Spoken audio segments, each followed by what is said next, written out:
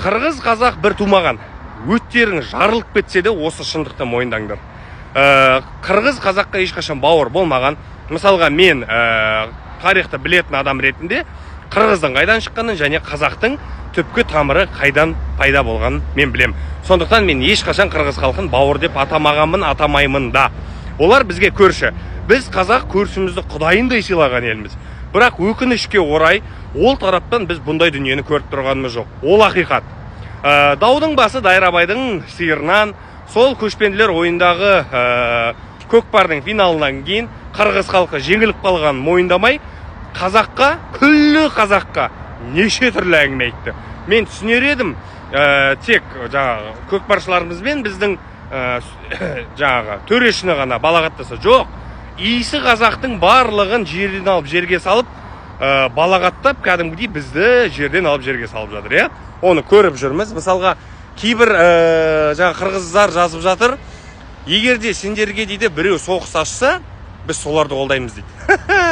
Құрметті қырғыз ағайындар, жалпы сіздерге сұрақта, сіздер өткеннен сабақ алмайсыздар ма? Кезінде себебі мынау Кенесары бабамыздың көзі тірісі кезінде мынау Ресей империясы сіздерге өте алмай жүрді ғой. Кенесары сіздерге кәдімгідей шлагбаум болып тұрды, Ресейді өткізбей, бірақ арты немен біткенін білеміз, және де одан кейін сіздердің жағдайларыңыздың да қандай төмендегенін барлығын білеміз. Сондықтан өткеннен сабақ алыңыздар, құрметті қырғыз елі. Және мен айтқым келетті, мейлі ғой, мейлі. Ренжісін, жаңағы қазір не дейді, матч реванш ұсынып жатыр, анау мынау дейді. Бірақ ренжіңіздер, сөйлеңіздер. Бірақ Қазақстан мемлекетінің әнұраны орындалып жатқанда, сіздің көкпаршыларыңыз орыннан тұрып кетіп қалды. Бұл барып тұрған көргенсіздік, бұл барып тұрған тәртіпсіздік, бұл надандық, мәдениеттің жоқтығы. Өттеріңіз жарылып кетсе де, ақиқатын айтайын. Біз қазақ әрдайым дос болам деген адамға ешқашан кеттемейміз. Осы нәрсені сіздер ұғып алыңыздар да, қазақтың тарапына қарай күллі қазаққа бір көкпарға бола күйе жақпаңыздар. Өтініш сіздерден, жарай ма? Сосын жаңағы біздің кейбір жаңағы адамдарымыз жазып жатыр да, видеолар шығарып жатыр. Ойбай, қырғыз ағайындар, ұрыспайық, үйтпейік, бүйтпейік деп. Біз ұрысқымыз келіп тұрған жоқ.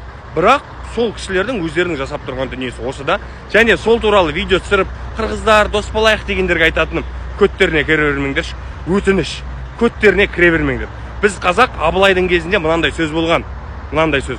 Дос болам дегенге құшақ ашып, дос боламыз деген. Сол сияқты дос болғысы келетін адаммен дос болайық. Дос болғысы келмей ма? Салам алейкум. Одан әрі өзің шаруасы. Аман болайық, бір болайық. Қазақтар бір-бірімізді қолдайық.